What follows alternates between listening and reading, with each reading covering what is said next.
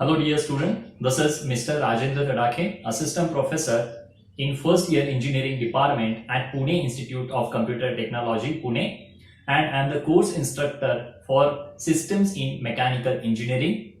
So in the previous lecture, we have started with the unit number 4, which is Vehicle Systems. So already we have covered the 3 vehicle systems, and in today's lecture, we are going to talk about the power transmission system in automobiles. Means how the power gets transmitted from the prime mover to the wheels, and with the help of which we are able to propel the vehicle. Now, first of all, we will take the look at which are the various components of the power transmission system and how the power gets transmitted from the prime mover to the rear wheels or to the drive wheels. So if you observe the layout which is shown on the board, then we can list which are the various components of the power transmission system. So first of all, we have the prime mover, which is IC engine. Then we have flywheel, clutch, then gearbox, which is also called as transmission. Then we have the universal joints, then propeller shaft, and finally the power goes to the differential, and from the differential it goes to the drive wheels or the rear wheels.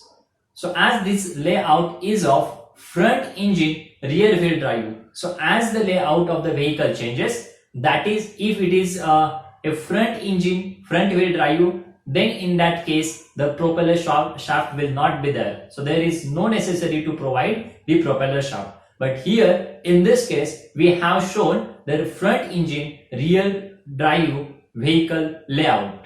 So therefore there is a presence of propeller shaft. Now we will take the look at the various components of the power transmission system in the automobiles. So first of all, we have the prime mover. So as a prime mover, we can have the internal combustion engine, which is reciprocating internal combustion engine, and if we are propelling the vehicle or it is an electric vehicle, then in that case we will have the electric motor as the prime mover. So already we had a discussion on the engine, that is internal combustion engine. Basically we are having 2-stroke and 4-stroke internal combustion engine, and based on the type of ignition we are having the spark ignition engines and the compression ignition engine. So we are not going into the details of it, so as we have covered it already. The next part we have is the flywheel. Then what is the function of the flywheel? So in one sentence we can say that the function of the flywheel is to supply the energy whenever there is a deficiency of energy is there, and to absorb the energy when surplus of energy is there. So it acts as the energy reservoir. So it provides the energy in the deficiency and it stores the energy during the surplus production. Then next component we have clutch. So what is the function of the clutch?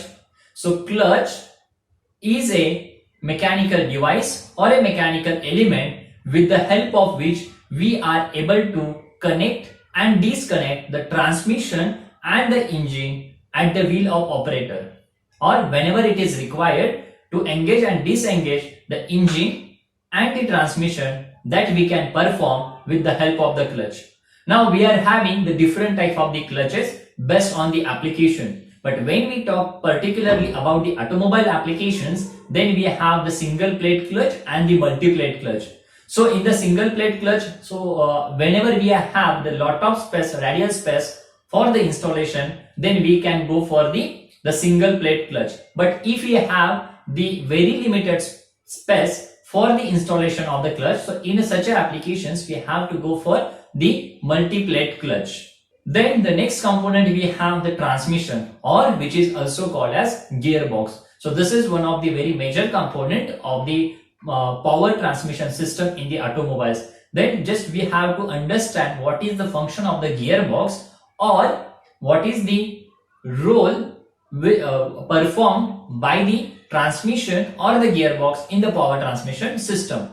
So let's say that we are having an internal combustion engine as the prime mover. So this engine is generating a specific power, that is maximum power at a particular RPM, and it generates the maximum torque at a particular RPM. So if you see, the gap between these two is very small. Okay, and to propel the vehicle in practical applications, or to propel the vehicle on a road which consists of different types of the gradients, and again whenever there is change in the speed of the vehicle occurs, there is change in the value of air resistance.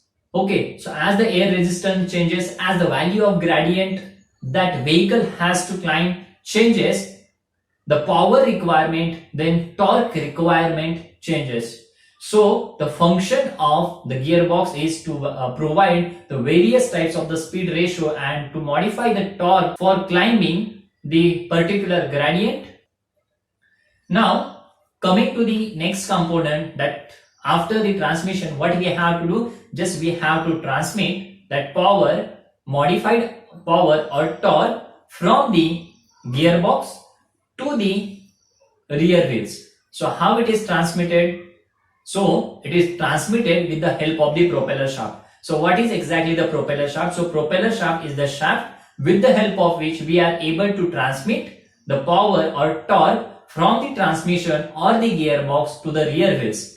This propeller shaft is connected to the transmission and to the differential with the help of the universal joint.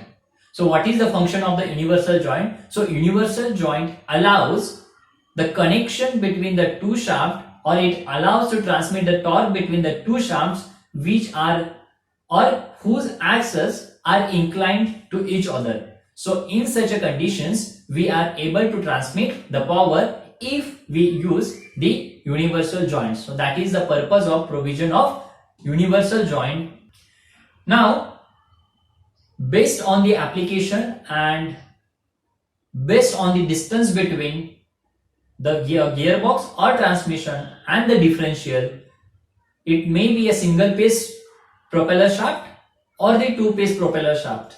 So in this case, if two piece propeller shaft is used, then again we have to go for connection between the two different pieces of the propeller shaft with the help of universal joint only.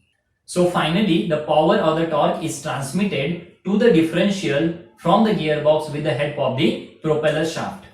Now what is the function of the differential that we have to see? So basically this differential performs the two basic functions. So the first function is that it changes the direction of the torque or the power which is received from the gearbox. It is in longitudinal direction. So from the longitudinal direction, it transmits the torque or the power in the transverse direction. So this is the first function. And the second function is that it provides the torque or the amount of the power to the drive wheels as per the requirement. Let's assume that our vehicle is taking a turn towards the left.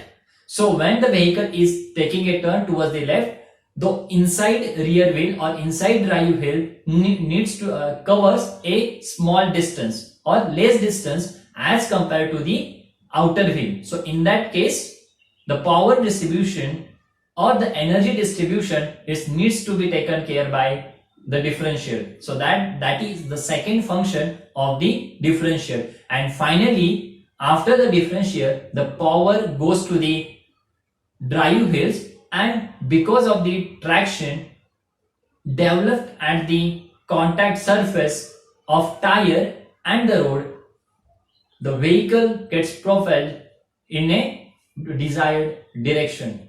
So this is how, with the help of the power transmission system and with the help of the different components, we are able to propel the vehicle in the desired direction. So this is all about the basic introduction of power transmission system components and how the power get transmitted through with the help of this different components. So in the next lecture, we'll have a look at the different components of the transmission system in detail. Thank you.